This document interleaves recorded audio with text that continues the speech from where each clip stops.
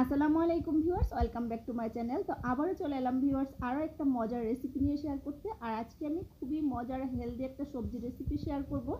আর সেই সবজিটা রান্না করব আজকে শুধুমাত্র ডিম আর ধুন্দুল দিয়ে। আর ডিম আর ধুন্দুল দিয়ে এত মজার সবজি রান্না করা যায়, যখন আপনারা নিজেরা রান্না করে খাবেন তখন বুঝবেন। আর এটা চাইনিজ সবজি বলতে পারেন। অল্প সময়ের মধ্যে 5 থেকে 6 মিনিটের মধ্যে সবজিটা আপনারা রান্না করে খেতে পারবেন। এটা কিন্তু খালি খেতেও ভীষণ ভালো লাগে। তাহলে চলুন মূল রেসিপিতে।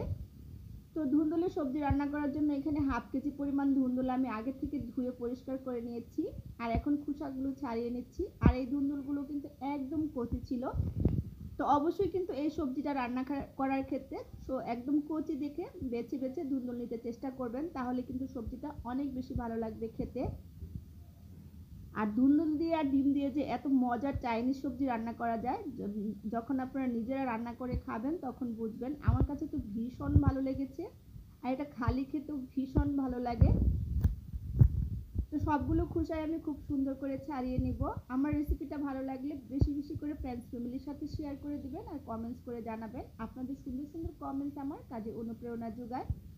আর আপনাদের যদি ভালো লাগে, উপকারে আসে, সেটাই হবে কিন্তু আমার সার্থকতা। আমার কিন্তু খোসাগুলো ছাড়িয়ে নেওয়া হয়ে গেছে।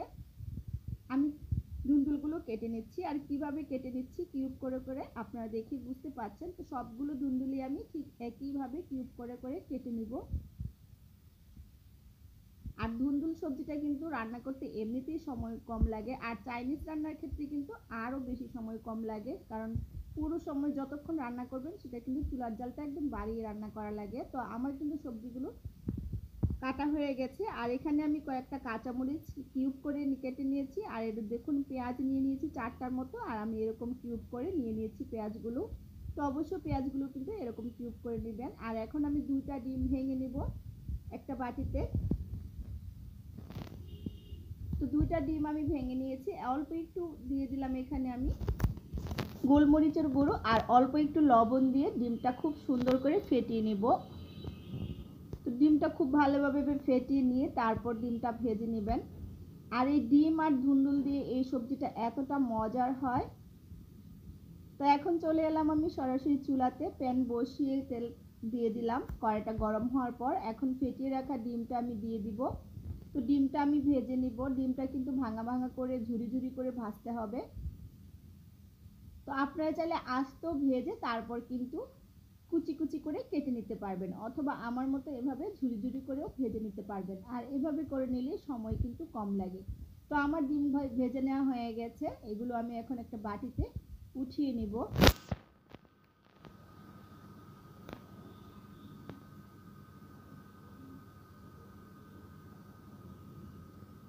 তো ডিমগুলো আমি একটা বাটিতে উঠিয়ে নিলাম। একই কড়াইয়ে এখন আমি সবজিটা রান্না করে নেব। তো আবারও এখন আমি অল্প পরিমাণে তেল দিয়ে দিব। এই পর্যায়ে কিন্তু বেশি তেল দিতে যাবেন না, অল্প তেল দিয়েই রান্নাটা করবেন। তো এখন আমি পেঁয়াজ কিউব করে কেটে রেখেছি আর কাঁচামরিচ দিয়ে দিলাম। দেওয়ার পর চুলার জালটা কিন্তু এখন আমি একদম হাই হিটে রেখেছি। হাই হিটে পেঁয়াজগুলো আমি 1 মিনিট মতো ভেজে নেব। অবশ্যই কিন্তু চুলার জালটা বাড়িয়ে এই পুরো রান্নাটা করতে হবে, যেহেতু চাইনিজ সবজি। তো পেঁয়াজটা আমি 1 মিনিট মতো ভেজে নিয়েছি হাই হিটে। এখন এই পর্যায়ে সেই যে কিউব করে কেটে রেখেছি ধুন্দুলগুলো, সেগুলো দিয়ে দিলাম।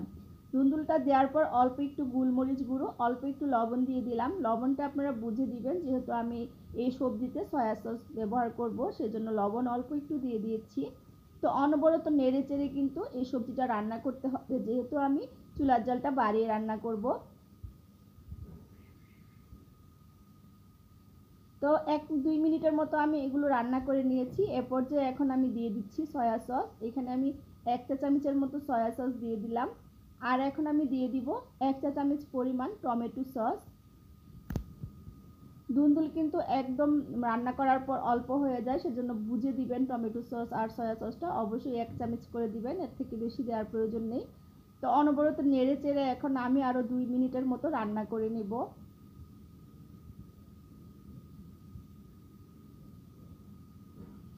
2 মিনিট রান্না হওয়ার পর এখন আমি সেই যে ভেজে রাখা ডিম সেটা দিয়ে দিলাম।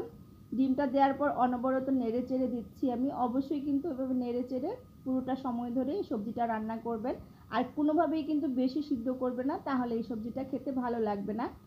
তো 4 মিনিটের মতো আমার রান্না হয়ে গেছে। এই পর্যায়ে 1 চা চামচ পরিমাণ কর্নফ্লাওয়ার নিয়ে আমি 1/3 কাপ পরিমাণ পানি দিয়ে খুব সুন্দর করে গুলিয়ে নিয়েছি। এ পর্যায়ে এখন আমি সবজিতে অ্যাড করে দিব। আর কর্নফ্লাওয়ারটা দেওয়ার পর আর 2 মিনিটের মতো আমি হাই হিটে রান্না করব, তাহলেই কিন্তু আমার সবজিটা হয়ে যাবে। তো 2 মিনিট আমি নেড়েচেড়ে এখন রান্না করে নেব। আর আপনারা দেখে বুঝতে পারছেন যে সবজিটা কিন্তু কতটা লোভনীয় লাগছে। এটা কিন্তু আপনারা চাইলে খালিও খেতে পারেন অথবা ফ্রাইড রাইসের সাথে খেতে পারেন, পোলাওয়ের সাথে, ভাতের সাথে, যেভাবে ইচ্ছা সেভাবেই কিন্তু খেতে পারবেন। আমার সবজিটা রান্না হয়ে গেছে, চুলা থেকে নামিয়ে এখন আমি পরিবেশন করে নিচ্ছি। তো একটা প্লেটে আমি পরিবেশন করে নিচ্ছি। পরিবেশন করে নেওয়ার পর দেখুন এটা আরও কতটা লোভনীয় লাগছে। তো আমাদের বাসার সবাই তো এই সবজিটা খেয়ে খুবই পছন্দ করেছে। তো আমার রেসিপিটা ভালো লাগলে আমার পেজটা ফলো দিয়ে রাখবেন আর বেশি বেশি করে শেয়ার করে দিবেন আর আমার চ্যানেলটা সাবস্ক্রাইব করে পাশে থাকা বেল আইকনটা ক্লিক করে দিবেন। আজকের মতো বিদায় নিচ্ছি, আবারও দেখা হবে নতুন কোনো রেসিপি নিয়ে। সে পর্যন্ত সবাই ভালো থাকবেন। আল্লাহ হাফেজ।